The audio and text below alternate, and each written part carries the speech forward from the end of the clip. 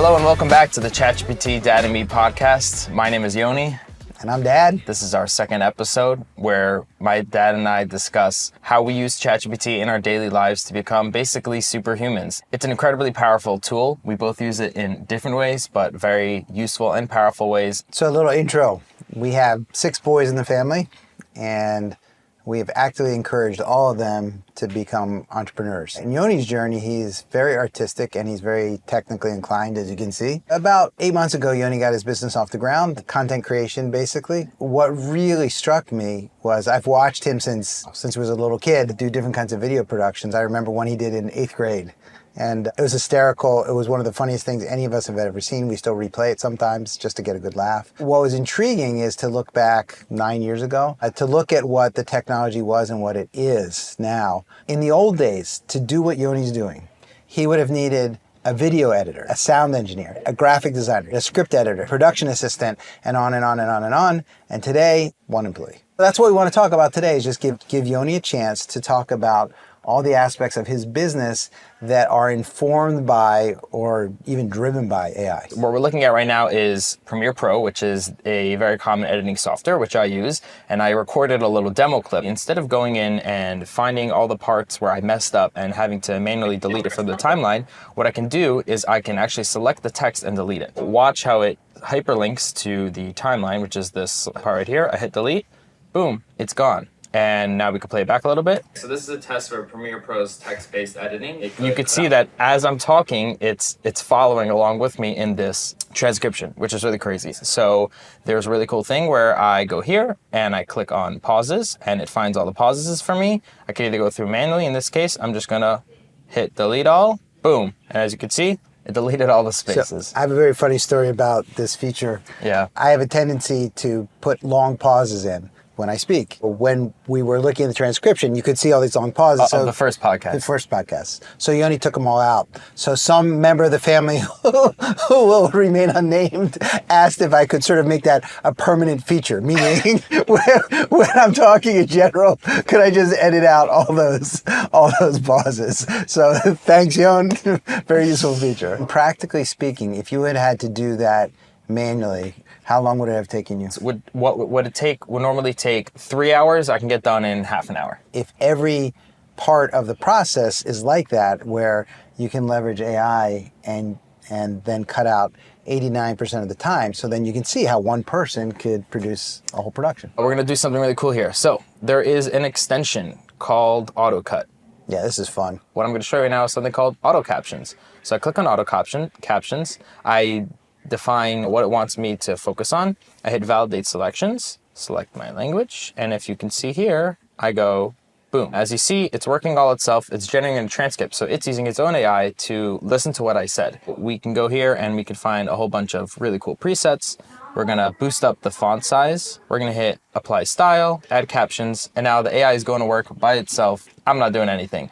So here we go. I could show you maybe some other examples. And then I use the software called AutoCut, which is going to add captions at the bottom. It's a little out of sync, and that's just because I'm using a lot of software right now to record things. Normally, it syncs right up. Another really cool thing is something that's called Find Viral Clips. If you have a podcast, for example, and you want to find really cool parts to put on social media to promote the podcast, and instead of going through manually the whole podcast yourself, you can use this to help you find good parts. All right, here we go. Auto viral. Entire timeline, validate sections, add viral clips. All right, once again, it's gonna create its own transcript. The cool thing about this is that as part of the work that Yoni does, there are social media campaigns. If Yoni were to go, say, I don't know, interview somebody, and then you want to turn that into a campaign, so you use this software that he's showing you, you cut out the viral clips, you stage it up, there's AI tools to stage when your clips are gonna be posted on TikTok or whatever, and it's done. Okay, so here we go. See how it says and it gives you a little viral potential score. I can basically select what I want. I don't want this one. I don't want this one. I want this one. We're gonna hit generate viral clips, and all by itself, it made a new timeline, which is this piece right here. This can also find like viral clips. Boom. Now, let's go back to Premiere Pro. As we see, this is a horizontal, which is not optimized for a vertical phone viewing. So I'm gonna go here to sequence. I'm gonna click on AutoReframe and create.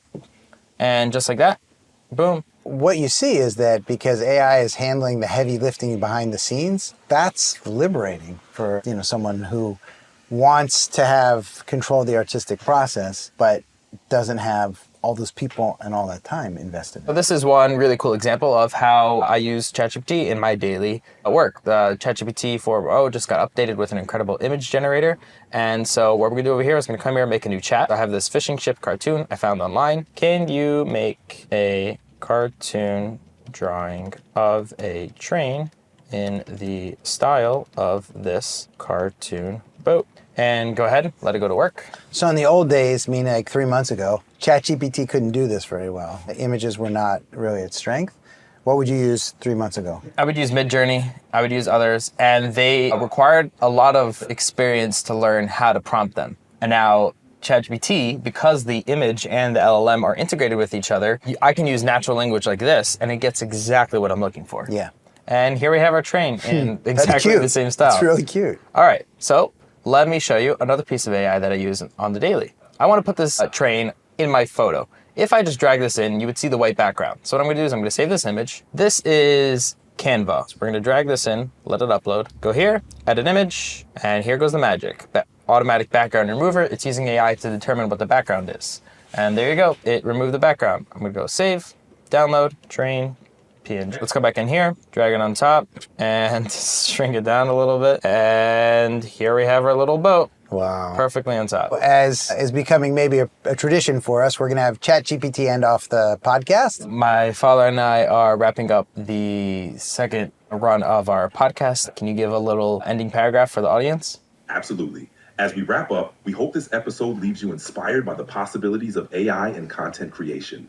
With AI as Yoni's creative crew, he can focus on storytelling while the tech handles the rest. Thanks for tuning in, and we'll see you next time on ChatGPT, Dad and Me. See you guys. See you now.